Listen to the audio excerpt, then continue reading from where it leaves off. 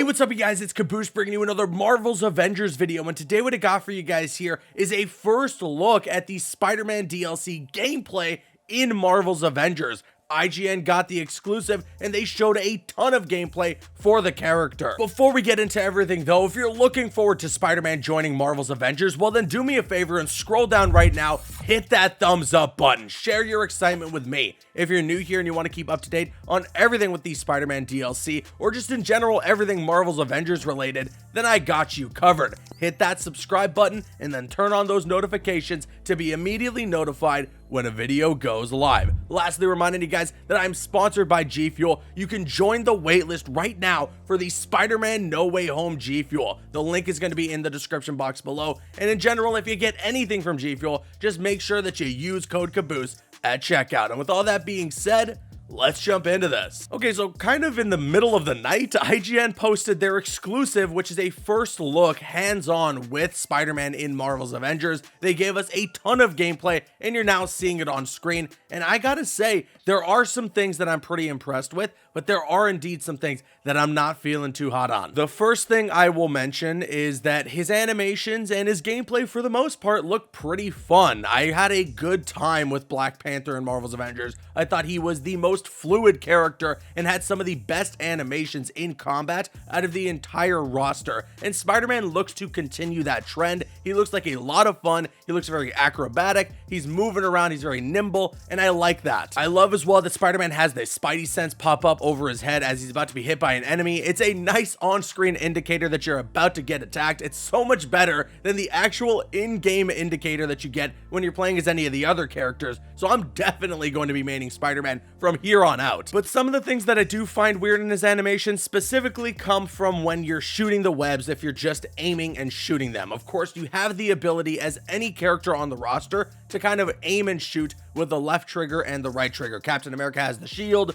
Thor has the hammer, Black Panther has the daggers, and so on and so forth. But with Spider-Man, he's got the webs, and the animation just looks awkward. His arms and the way that he's just placing himself, it looks weird. He's contorting in a just awkward position. I don't know how to feel about it. I also like that you can kind of web zip from enemy to enemy. You can web zip enemies towards you. There's a good usage of webs in the combat, so there's a nice Spider-Man feel there, and I'm really digging that. Honestly, it adds for a nice pace to the combat, allows you to jump from enemy to enemy at any time, and it's just overall a good usage of Spider-Man's power. We also saw some of the heroics that Spider-Man has in the game. His R1 ability just tangles a bunch of people up in a web. It's an AoE effect, which I think is pretty cool. And then there's also a spider drone, which you may recognize from Spider-Man PS4. That's one of the gadgets from that game, or you might recognize it from the Spider-Man films. And then his ultimate is a giant spider web wrecking ball, which is going to do a ton of damage and then also web a bunch of people up in the surrounding area. And that one looks like it's a ton of fun to use. I don't know, it's weird for me. I was watching the IGN video, which by the way, I will leave linked in the description box below if you want to check it out yourself and see what they had to say about the character. And for the most part, they were pretty negative about what they were talking about. And granted, they got the hands-on preview, so maybe when I get my hands on with the character, I'm not going to feel too great about him as well. But what I am seeing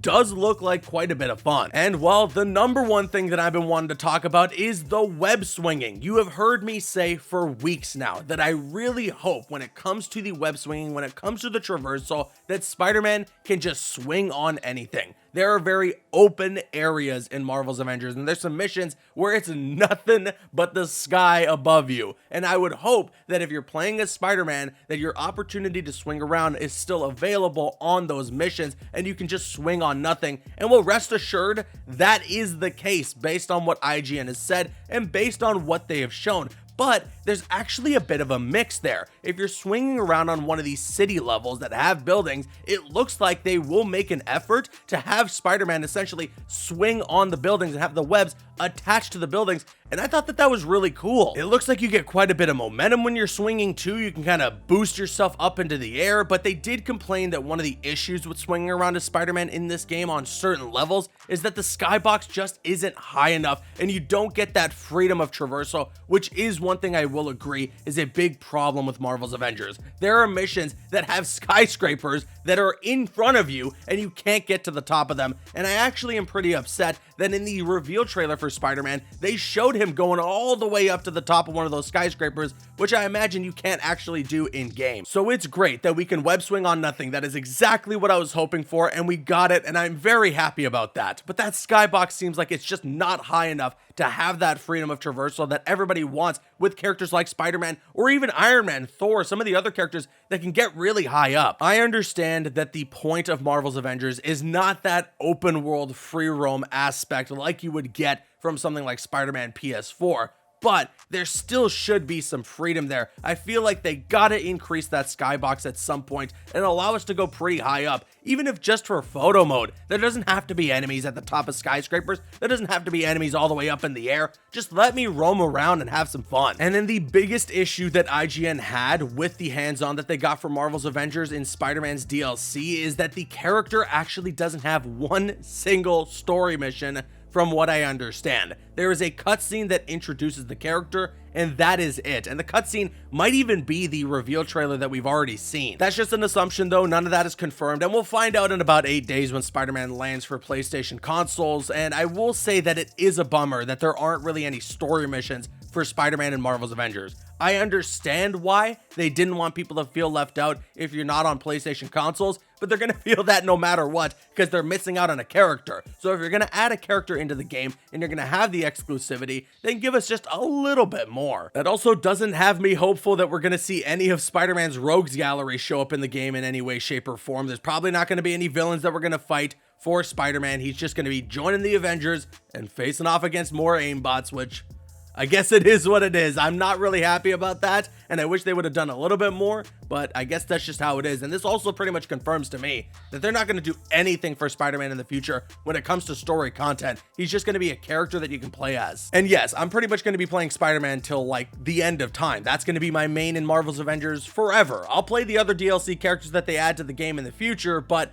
the one character that I'm going to go back to is Spider-Man. I just wish he would have had a little more story content or just something that keeps him involved in the story in some way. And maybe Crystal Dynamics will manage that. I'm not entirely sure. I'm just making an assumption here. But if they're not going to add any story missions for the actual DLC when the character drops in the game, then don't expect him to have any major involvement in DLC content going forward, which again makes sense considering the exclusivity of the character. I don't know, Spider-Man in Avengers is quite the mixed bag. It looks like a lot of people out there aren't very happy, but I see a lot of comparison to Spider-Man PS4 or Spider-Man Miles Morales, and I think that that's completely unfair. Comparing full open world games that you can free roam around that are centered around Spider-Man is not really a comparison to a game that has semi-open worlds and hub worlds that you can free roam around with a DLC in Spider-Man. He is just a DLC character drop and not a full game centered around him like with what we got from Insomniac. I just kind of compared some of the suits because that's something that you can compare. There are alternate suits that are the same from the Spider-Man games to Spider-Man's DLC in Avengers, but besides that, I feel like it's unfair to compare the two. One's a DLC, and one is an entire game. That's not to say I don't have my complaints about the Spider-Man DLC in Avengers, but my complaints aren't going to be deeply rooted in the fact that you can play better as the character in Spider-Man PS4 or Spider-Man Miles Morales. I already knew that going in. I didn't need to be told that. That's not going to be a part of my review because I knew that was going to happen. I'm really going to be judging Spider-Man in Avengers solely off of the other characters and just in general what the game is. Does Spider-Man break the mold for Marvel's Avengers? Does Spider-Man play differently from all the other characters on the roster? Does he play better than all the other characters on the roster? And then finally, when you play as Spider-Man, does it feel like you're playing a brand new game? And from the looks of it, there are aspects that I think do make you feel that way, but there are other aspects that make you feel like, oh yeah, okay, I'm playing Avengers. Time will tell. We have 8 more days until Spider-Man joins Marvel's Avengers, and there are some things that I'm very much looking forward to trying out, and I will bring you guys a ton of gameplay. Regardless of my opinions, a lot of gameplay is coming to this channel, so make sure you're subscribed and make sure you got those notifications on if you're looking forward to Spider-Man DLC for Marvel's Avengers. And with that being said, now I want to kick it to you guys. Let me know your thoughts in the comment section below. Based on the exclusive IGN gameplay, does Spider-Man and his gameplay excite you, or does it disappoint you? Sound off with your thoughts in the comments. Please keep it civil. And with that being said, if you enjoyed today's video, if you could consider leaving a like rating on it, it would show your support, and I would really appreciate it. I'm Caboose, and you can click on screen to make your way to one of the other videos on the channel, or you can click my logo to subscribe to the channel if you haven't already. You can also follow me on Instagram and Twitter. Those links are going to be in the description. Drop a like if you enjoyed, leave a comment if you have an opinion, and subscribe if you're new. See you guys later.